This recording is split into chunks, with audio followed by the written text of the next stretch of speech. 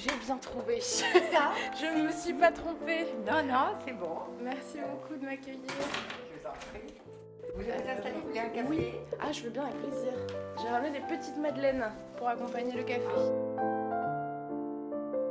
Je m'appelle Chantal Birman, je suis sage-femme clinicienne et j'ai été sage-femme clinicienne toute ma vie et en même temps j'ai été militante toute ma vie. Je viens d'une famille modeste mais dont la valeur essentielle était la culture. Quand j'étais enfant, j'avais 2 sœurs, j'avais une mère, j'avais 2 grands-mères que j'ai très bien connues. Maintenant je comprends que j'étais malgré tout, par rapport à l'époque, dans un milieu extrêmement féministe. Mais c'était pas dit comme ça. Voilà, on était 3 filles et donc un garçon, les 2 hommes de la famille, donc ils faisaient tout, à manger, le ménage. Il n'y avait pas de différence du point de vue des tâches au niveau du quotidien. Et ça, déjà aujourd'hui, c'est déjà révolutionnaire, ça. Quand on me pose la question, qu'est-ce qui t'a donné envie de faire ce métier de sage-femme, c'est toujours une question qui est compliquée pour moi parce que l'honnêteté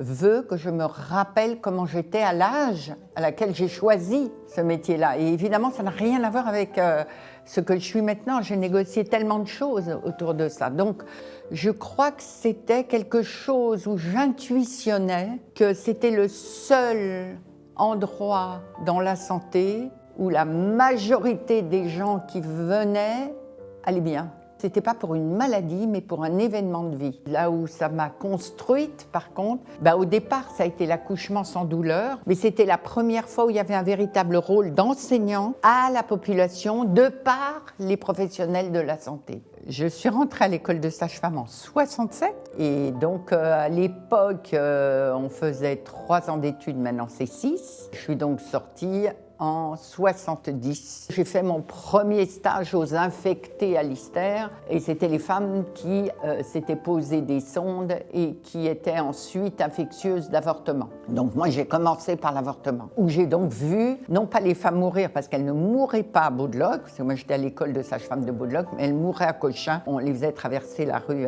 sur un brancard et elles allaient en réanimation à Cochin. Bien sûr pas toutes, mais une bonne partie.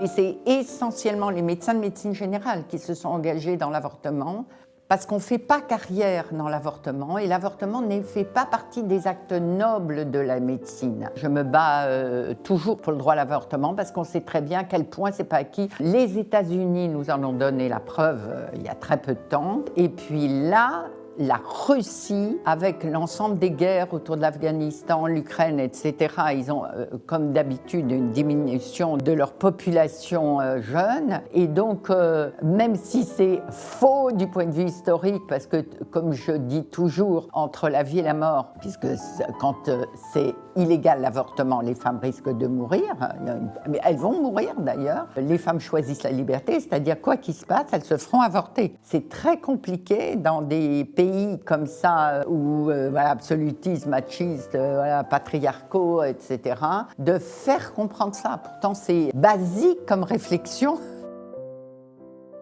Je me rappelle du procès de Bobigny. Quelqu'un m'a dit il faut aller à Bobigny. Je suis allée à Bobigny, je ne savais rien. J'étais bébé sage-femme à l'époque et j'avais fait le tour du monde. J'étais plutôt mentalité hippie, là, avec mon tour du monde. Je suis allée à Bobigny juste comme ça, quoi, pour voir ce qui se passait. J'allais d'un groupe à l'autre en essayant de comprendre ce qui était en train de se passer là. Et je comprenais que c'était grave, qu'il y avait des femmes qui allaient être jugées pour l'avortement. Mais ça, je le savais depuis le début, qu'il y avait un risque à faire des avortements dans l'illégalité. Et j'essayais de connaître l'histoire. Je ne savais pas dans quel groupe de femmes je me sentirais le mieux. Parce qu'il y avait le MLF, il y avait après toutes les femmes que j'ai bien connues. Je crois que je les ai peut-être vues là pour la première fois, en fait. Il y a un moment où Gisèle Halimi est sortie. Je me rappelle d'un mouvement, etc., qui disait on va savoir ce qui se passe à l'intérieur. Elle a un peu rapporté ce qui se passait à l'intérieur. Elle est re-rentrée. Elle était accompagnée à ce moment-là de 2 autres avocats avocates, qui était Odile Davernas, avec qui je suis devenue amie, et qui a permis de bétonner la loi Veil sur les anti-avortements qui attaquaient les centres d'orthogénie, et qui a donc construit cette jurisprudence avec l'ANTSIC, l'Association nationale des centres d'interruption de grossesse et de contraception, avec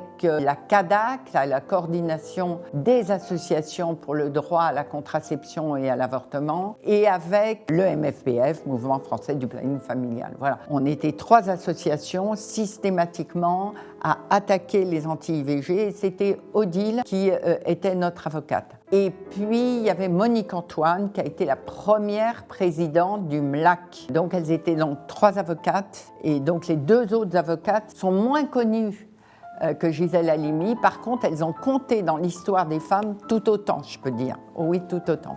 J'ai toujours eu la sensation que le moment de sororité, le moment où je l'ai le plus senti finalement, c'était dans les manifestations pour l'avortement. Il y avait une telle joie de vivre, etc. C'est sûr que cette sororité, j'ai jamais pu retrouver ce sentiment d'être ensemble.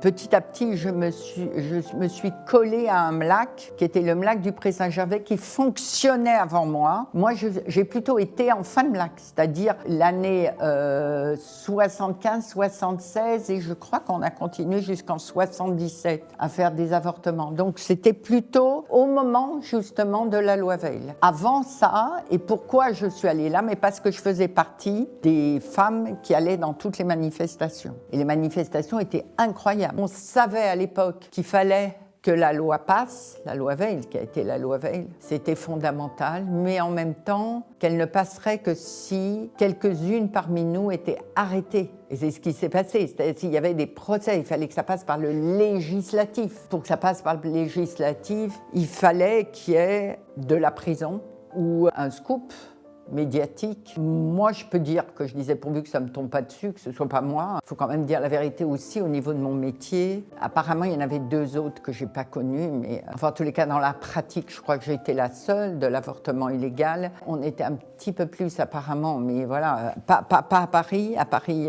il y en avait peut-être qui avaient des sympathies par rapport à ça, mais elles ne le disaient pas. Donc, j'étais toute seule. Si j'étais attrapée, je ne pouvais plus être sage-femme. Et je savais de plus en plus que c'était vraiment ce métier-là que je voulais faire. Et à l'époque, le Conseil de l'Ordre m'aurait radié, mais avant même que j'ai ouvert la bouche. Et en même temps, aujourd'hui, la majorité de mes collègues sont fiers de ce que j'ai fait à l'époque. Et moi-même, je suis fière pour ce que j'ai pu apporter à mon métier et dire, voilà, j'ai pu apporter ça. Et avec mon expérience des lilas et de l'accouchement et de la clinique, j'aimerais pouvoir apporter encore quelque chose d'autre qui n'est pas du tout dans l'air du temps. Mais ça m'est égal, hein, quand j'étais au MLAC, je n'étais pas dans l'air du temps du tout non plus. Hein, donc je dirais même que ça me stimule. de ne pas l'être dans l'air du temps. J'avais bien compris que les femmes allaient s'avorter quoi qu'il se passe et que donc c'était juste une question, est-ce qu'on veut qu'elles meurent ou pas? C'était simple pour moi et je ne comprenais pas pourquoi on condamnait ces toutes jeunes femmes aussi belles, aussi dynamiques, aussi pleines de vie à la mort. Elles n'avaient rien fait que d'avoir une sexualité et cette sexualité en général était avec un homme quand même, si elles s'avortaient. Et je ne comprenais pas comment c'était possible, et pour les femmes, d'avoir une sexualité épanouie en ayant peur de mourir, et pour les hommes, d'avoir un sexe qui pouvait, dans leur désir, entraîner la mort d'une femme, peut-être même d'une femme qu'ils aimaient. Je me disais, mais introduire la mort à ce point-là dans la sexualité, c'est pas bien pour la sexualité, tout court. Retirer l'avortement, c'est introduire la mort dans la sexualité, clairement. S'il y avait le choix entre donner une vie pour sauver autant de vies, ben bien sûr qu'il faut donner sa vie. C'est pour ça que je dis que je pourrais mourir pour l'avortement. Les gens, quand ils font les lois ou qui défont les lois, ils ne voient pas les morts des jeunes femmes. Ils ne voient pas les têtes. Mais moi, j'ai les regards, j'ai les têtes, j'ai tout ça dans ma tête. Donc, je sais ce que ça veut dire que d'avorter. Moi, je suis quand même professionnelle de santé, donc ce qui m'importe, c'est la vie des gens quand même. Aujourd'hui, les femmes en France, là où il y a encore des risques de mortalité, c'est l'accouchement, la grossesse, ça oui. Mais pas l'avortement. mais la réflexion des sages-femmes n'est pas prise en compte. C'est-à-dire dans la commission des 1000 jours qu'il y a eu, il y avait une seule sage-femme de présente qui était cadre. Une sage-femme cadre, c'est quelqu'un qui est plutôt dans l'équipe de direction d'un hôpital et qui est plutôt dans l'organisationnel hospitalier. Pour moi, si la voix des sages-femmes pouvait être entendue, systématiquement, je pense qu'il faut des sages-femmes pour aller à domicile des femmes, 1 ou 2 consultations, pas forcément plus, très peu. Et puis, 1 mois ou 2 mois après, et puis après, 6 mois après. Ces 4 consultations-là sauveraient la vie de beaucoup de femmes, Et ça coûterait pas cher parce que ça coûte pas cher les consultations de sage-femme. Et je me bats aujourd'hui pour sauver la vie de ces femmes-là.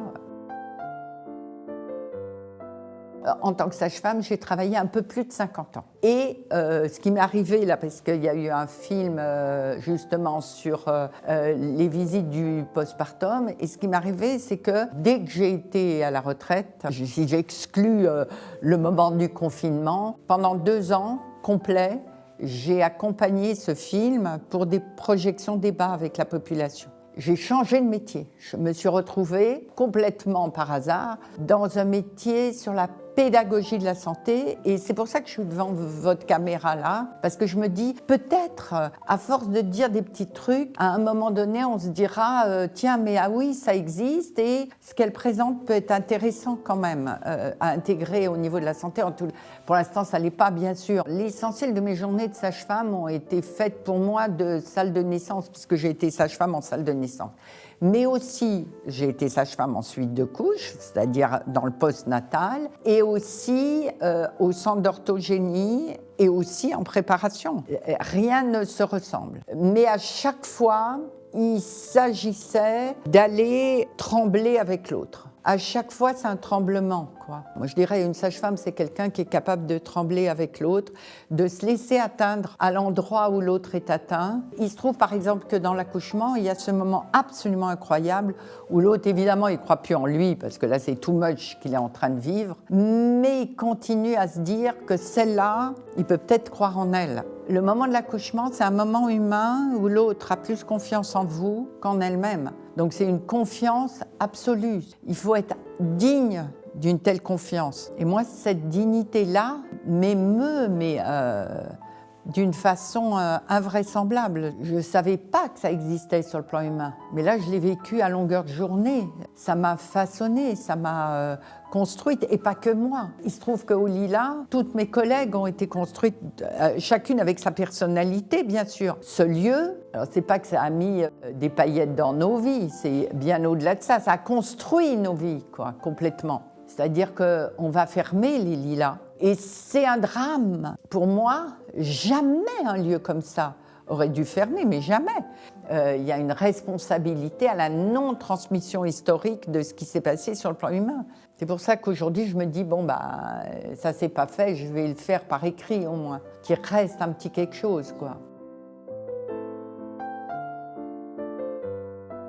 C'est vrai qu'il y a pas mal de journalistes comme vous qui m'interrogent, etc. Soit je crois que je suis importante, et c'est évidemment pas le cas, soit j'essaye d'être le plus honnête possible. Tant pis si c'est pas complètement juste, tant pis si c'est pas complètement bien, parce que mes collègues, au départ, elles ne voulaient pas passer à la télévision parce qu'elles avaient peur de dire un truc mal, ou etc. J'avais encore plus peur parce que s'il y avait bien un truc que je savais de par la modestie du milieu dans lequel j'étais née, c'était qu'on ne prend pas le micro comme ça, et que si on prend le micro, c'est qu'on est déjà là-haut. Or, je ne l'étais pas. C'était une évidence. Et après, je me suis dit que je ne serais jamais là-haut, mais que je prendrais quand même le micro.